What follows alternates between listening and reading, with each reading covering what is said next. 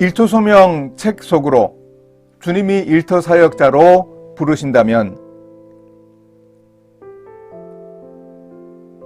교회에서 직업인 성도들을 대상으로 하는 일터사역 세미나에서 강의해달라고 요청받을 때 간혹 특별한 부탁을 받는 경우가 있습니다. 일터사역을 하는 평신도 사역자를 간증 강사로 소개해달라는 부탁입니다. 그러면 주저없이 소개하는 분이 바로 방선호 장로님입니다. 일터 행전은 평생 일해왔고 지금도 일하고 있는 일터에서 일터사역을 실천해낸 간증이고 사례집입니다. 저자 방선호 장로는 1983년 대한항공에 입사해 29년간 일하다가 2012년 상무이사로 퇴임했고 이후 계열사인 토파스 여행정보의 대표이사를 역임했습니다. 이후 2016년부터는 명지대학교의 사무지원처장 겸 법인 사무국장으로 일하다가 지금은 명지전문대학 교수로 일하고 있습니다. 일터사역 간증이고 실천 사례집이라고 하여 직장생활의 이력 순서로 기록한 것은 아니고 주제 중심으로 시간을 넘나들며 소개하고 있습니다. 첫째, 일터사역자의 고질적 숙제, 이혼론의 벽 허물기. 저자는 그동안 추구해왔고 자신의 정체성이기를 바라는 일터사역자를 이렇게 정의합니다. 일터에서 자신이 그리스도인임을 당당히 드러내고 그리스도인답게 성실하게 살아가면서 일터에 유익한 사람이 될 뿐 아니라 말과 삶으로 총체적이며 전인격적으로 복음을 전하는 사람. 하루아침에 이런 일터사역자가 될 수 있었을까요? 이런 사람이 되어 일터를 변화시키고 하나님의 나라를 일터에 구현하겠다고 선서하고 직장생활을 시작했을까요? 저자는 대학 졸업 후 공부를 더해서 교수가 되고 싶었다고 합니다. 하지만 집안 형편으로 대학을 졸업하며 취업을 할 수밖에 없었습니다. 신입사원 시절 쉽지 않은 직장생활을 하면서 고민했습니다. 직장생활이 원하던 길이 아니라고 생각했기에 울기도 했습니다. 그래서 회사 이름처럼 칼퇴근을 했습니다. 어느 날도 칼퇴근을 하는 그에게 팀장이 교회가 중요해? 회사가 중요해? 라고 질문했습니다. 그러자 제게는 교회 일이 더 중요합니다 라고 대답하면서 핍박받는다는 비장함을 느낀 부끄러운 고백을 합니다. 결국 문제의 원인은 이혼론이었습니다. 신앙과 일의 통합은 쉽지 않습니다. 일터사역의 기본 주제이고 오랜 숙제이기도 합니다. 이런 고질적 이혼론을 극복하게 된 계기는 저자가 프롤로그에서 밝히는 대로 신우의 모임에서 묵상한 누가복음 5장 1절에서 11절 말씀이었습니다. 베드로의 소명기사인데 저자는 베드로의 일터에 찾아오신 예수님이라는 관점으로 보게 되었습니다. 베드로의 일터에 찾아오신 주님이 나의 일터에도 찾아오시니 일터는 더 이상 예수님이 못 들어오시는 영역이 아닙니다. 이렇게 예수님께 일터의 문을 열어드리면서 저자는 6년 만에 드디어 회사에 머물기로 결정했습니다. 하나님께서 신우의 사역을 하라고 자신을 그 회사에 부르신 것이라는 확신이 들었기 때문입니다. 나름대로 이혼론을 극복한 셈입니다. 그런데 그 신우회 역시 회사 업무 사이에 벽을 만들었습니다. 교회와 일터를 갈라놓은 것처럼 신우회와 회사의 일이 또 다른 이혼론을 유발했습니다.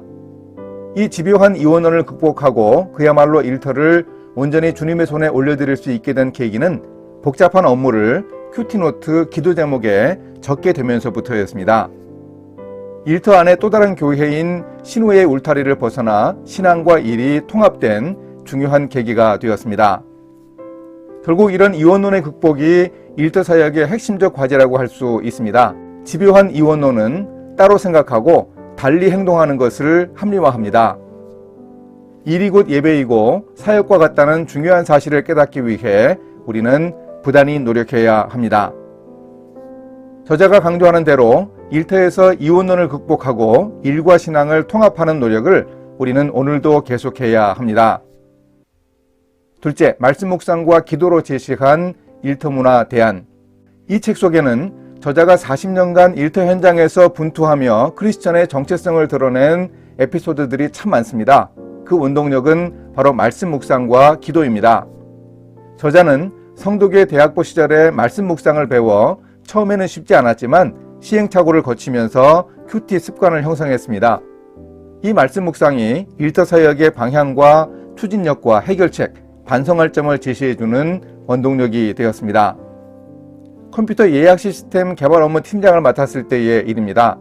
6개월간의 준비 후 시스템을 오픈했는데 여행사에 CRS 시스템을 배포하는데 문제가 생겼습니다. 문제 해결을 위해 영국에 이어 일본으로 출장을 갔지만 일본 항공 담당자들과 금요일에 마지막 회의 때 얻은 결론은 불가능이었습니다. 함께 간 동료의 저녁 식사 제안도 뿌리치고 호텔로 돌아와 침대에 누웠다가 성경이 눈에 띄어 그날 읽을 본문을 펼쳤습니다. 사무엘하 22장 말씀을 읽을 차례였는데 그 말씀이 저자에게 약속하시고 선포하시는 복과 예언으로 들렸습니다. 이르되 여호와는 나의 반석이시요 나의 요새시요 나를 위하여 나를 건지시는 자시요 내가 환난 중에서 여호와께 아뢰며 나의 하나님께 아뢰었더니 그가 그의 성전에서 내 소리를 들으시며 나를 또 넓은 곳으로 인도하시고 나를 기뻐하심으로 구원하셨도다. 감동이 밀려와 기도하고 찬송하고 말씀 읽기를 반복하며 호텔방에 나홀로 부흥회를 2시간가량 하고는 잠자리에 들었습니다. 다음날 귀국해야 했으나 동경 지점의 직원이 일본 항공의 시스템 개발자 한 사람만 더 만나보라고 권유해서 30분 정도 미팅을 하기로 했습니다. 그런데 그 짧은 시간에 하나님은 어젯밤 말씀을 통해 약속하신 대로 그야말로 성벽을 뛰어넘게 하셨습니다. 런던과 동경에서 다양한 전문가들과 여러 차례의 회의를 통해서도 풀리지 않던 문제가 귀국 전 만난 그 개발자의 설명 속에 뜻밖의 해법으로 숨어 있었습니다. 독일 프랑크푸르트 지점 근무를 할 때 한인 여행사 사장과 갈등이 있었습니다. 무리한 상대에 대해 규정을 적용한 대응이 당연하다고 생각했습니다. 그러나 하나님은 레위기 19장 18절을 통해 이웃사랑을 실천하여 여행사 사장에게 전화를 하라고 말씀하셨습니다. 어렵게 전화를 해서 상대방이 전화를 받는 순간 주체할 수 없는 눈물이 터졌습니다. 펑펑 울면서 잘못한 것이 있으면 용서해달라고 진심으로 용서를 구했습니다. 그야말로 전화통 부흥회였습니다. 저자는 큐티를 통해 잊고 있던 11조를 하고 법인카드 사용에 대한 구체적 지침도 지시받고 새로운 일터에 가서 가져야 할 겸손의 자세를 가르침 받습니다. 다만 큐티가 만능은 아니라는 사실도 밝히며 말씀 묵상을 통해 인생의 순간순간마다 사소한 일에서나 중요한 일에서나 하나님이 길을 열어주신다고 고백합니다. 또한 기도가 문제 해결의 힘이었습니다.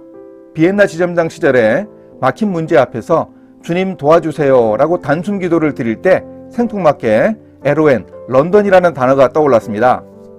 그쪽 길은 막혀 있었는데 다시 확인해 보니 최근에 규정이 변경되어 런던을 경유해 서울로 가는 방법을 찾아 문제를 해결할 수 있었습니다.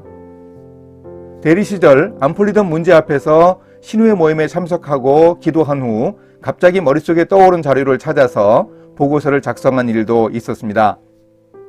잦은 비행기 사고로 회사가 어려울 때 신우회와 함께 사도행전 27장의 유라굴로 광풍 속의 바울에 대한 말씀을 확신하고 기도하기도 했습니다. 말씀 묵상과 기도를 통해 깨닫고 일터의 문제들을 해결한 사례는 이 책 속에 차고 넘칩니다.